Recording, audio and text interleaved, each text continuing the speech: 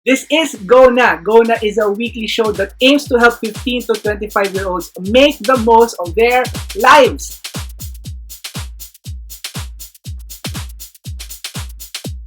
And today we are going to talk about something that I believe is going to be helpful for us, especially kung medyo ikaw yung tao na medyo emosyonal. Have you ever experienced that your emotions got the best of you? Napangunahan ka ng emosyon. May mga bagay kang ginawa na hindi mo sana gustong gawin pero nagawa mo dahil emosyonal ka. Mga salitang nasabi mo na hindi mo sana gustong sabihin pero nasabi mo dahil emosyonal ka. We are going to discuss that. Please do check out my previous videos that talks about a person's well-being. And I'm just going to be so excited when you look at that kasi ang hirap i-topic sa isang video lang when it comes to well-being. At sabi ko nga, when it comes to well-being, maganda na yung proactive ka. Ibig sabihin, pangunahan mo na. You can follow me here in Dave Estrera sa Facebook, TikTok, YouTube, at Instagram. But I want to say this as we start, that the tips that I will share today, tingnan natin siya na parang first aid. Diba pag first aid, kuwari nadapa ka, tapos or tumama ka sa isang bagay, tapos medyo maraming dugo. Minsan may mga pagkakataon na kailangan mo talaga madala sa ospital kasi kailangan ka talagang matreat. Baka may kailangan itahi, may kailangan tanggalin, pero hindi ibig sabihin nun na wala ka nang pwedeng gawin pag naka-experience ka nun. Meron tinatawag na first aid. Yung first aid, it's there to do immediate intervention dun sa physical hurt na meron ka. So when it comes to our emotion, ito kasi yun sa buhay natin, marami tayong na-experience na mga maliliit na sugat. Tama ba ako? Mga small wounds, mga gasgas. Tapos dahil maliit lang naman to, napapabayaan na natin, na-overlook na natin. Sabihin natin, okay lang naman yan, minsan lang naman, hindi naman lagi. Ang problema, yung mga maliliit na sugat na yun, pag hinayaan natin siya, over time, nag-accumulate siya, yung pala, lumalaki yung sugat natin. That's why it's important that ngayon pa lang, let's be active on how we can manage our emotions. Kasi ibig sabihin yan, itong mga sasabihin ko, yung 7 tips na to, para siyang first aid for your emotions. Hindi ibig sabihin ito na matatanggal yung problems nyo, pero meron kayong mga pwedeng gawin just in case, kuwari nagasgas ka, nagasgas yung emotions mo, may magagawa ka doon, hindi mo lang siya isasawalang bahala. You wouldn't neglect or ignore or minimize the things that your emotions experience. Another thing is this, emotions are so important to a human being. Huwag natin isipin na masama yung emotions. Walang masama na makaramdam ng tuwa, ng lungkot, ng galit. Emotions are part of us as human beings because God is an emotional God. So may emotion si God at dahil doon, may emotion din tayo. So let's not minimize emotions. But let's also acknowledge that emotions play a huge part in a person's ability to decide. It does not mean na mawala yung problem. It's more of an emotional first aid for all of us here para hindi natin ma-neglect yung ating mga emotions na meron tayo. So 7 ways to manage your emotions. The first one is this. Pay attention to the tension. Pag sinabi mong tension, alam mo yung parang rubber band, diba? Yung isang goma, pag hinila mo, nagkakaroon ng tension. Okay? Ngayon sa buhay, maraming bagay na tension. Hindi naman masama ang mga tension. Ang ibig sabihin ng tension lang, meron from opposite sides that tries to get our attention. Example, ang tension ay pagdating sa mga bahay, diba? Sa mga magulang natin. May mga bagay na inuutos sa atin yung magulang natin na hindi natin gusto. At may mga ibang bagay na inuutos sila na mali. Yan, example. Tapos gusto rin natin mag-verbalize ng ating nararamdaman.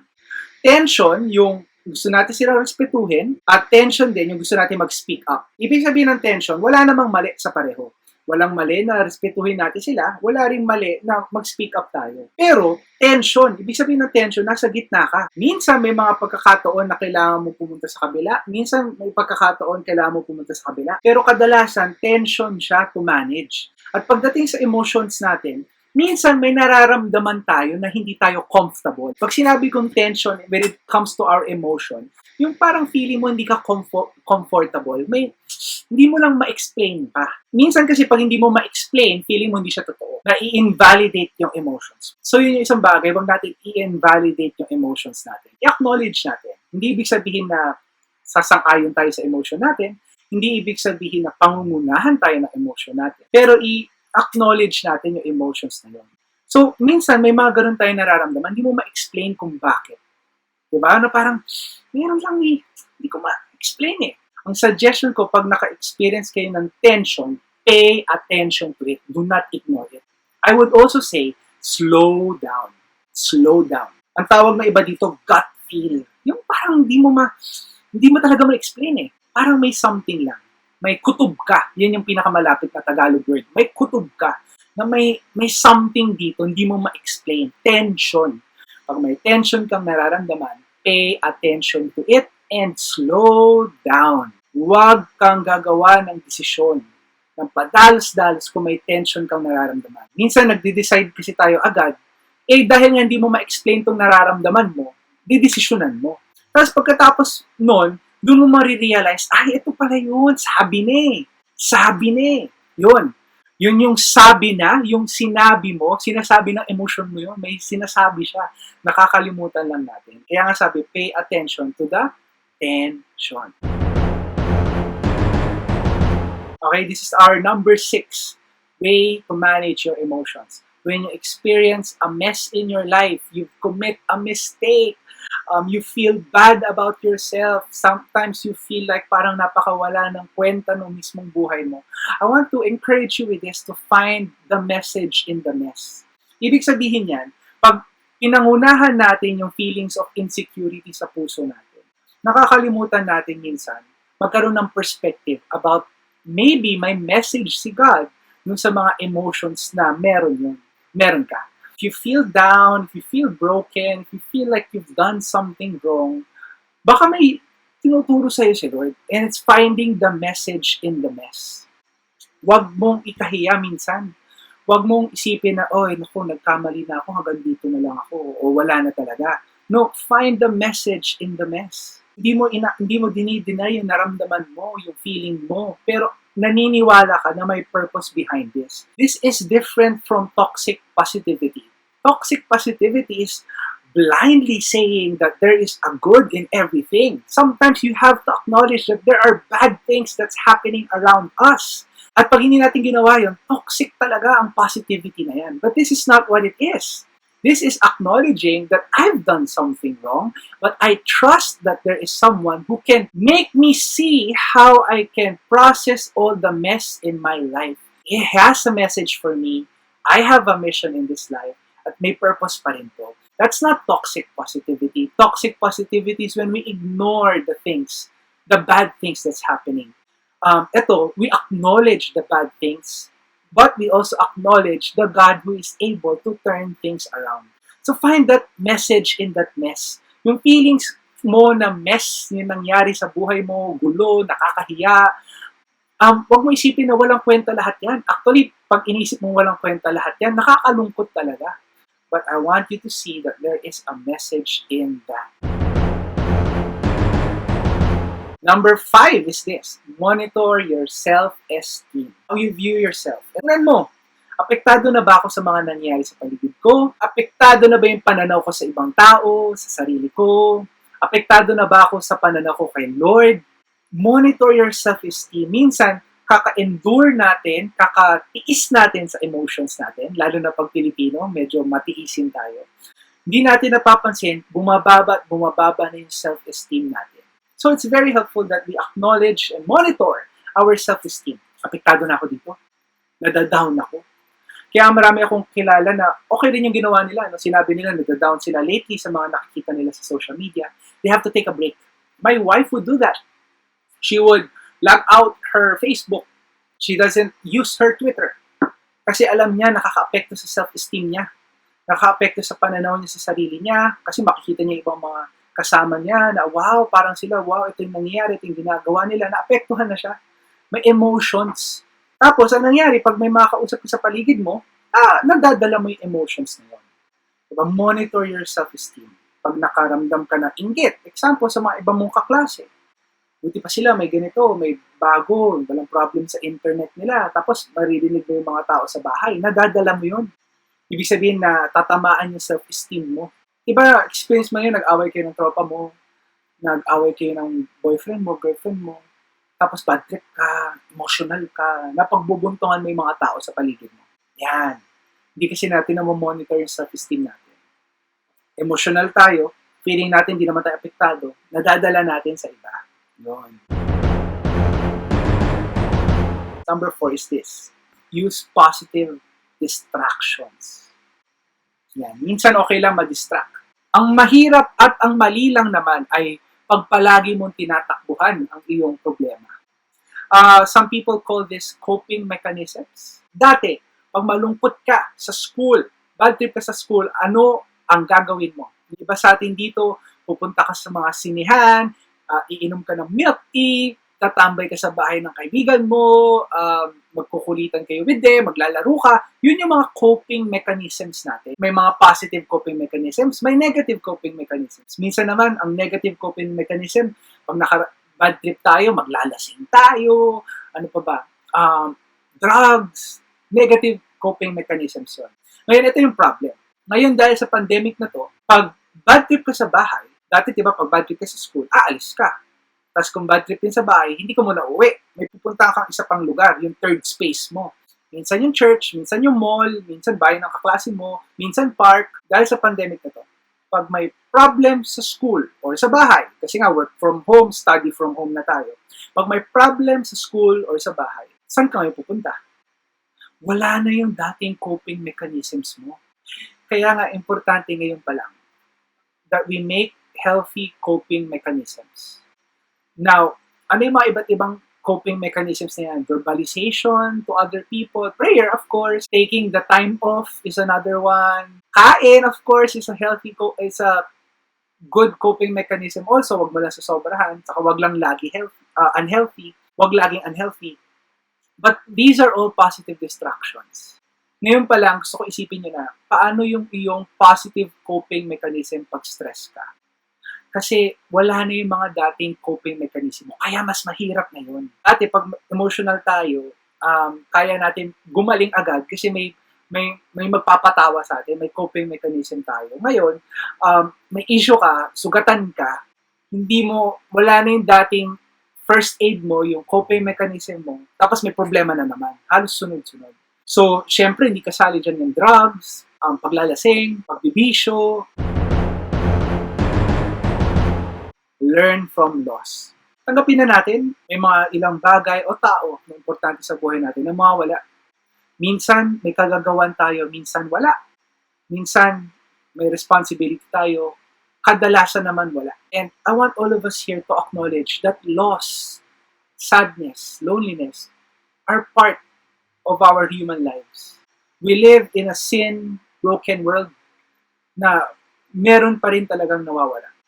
And when we lose someone or something that's important for us, we learn to appreciate people, we learn to improve, we learn from all the things that you've learned about that person.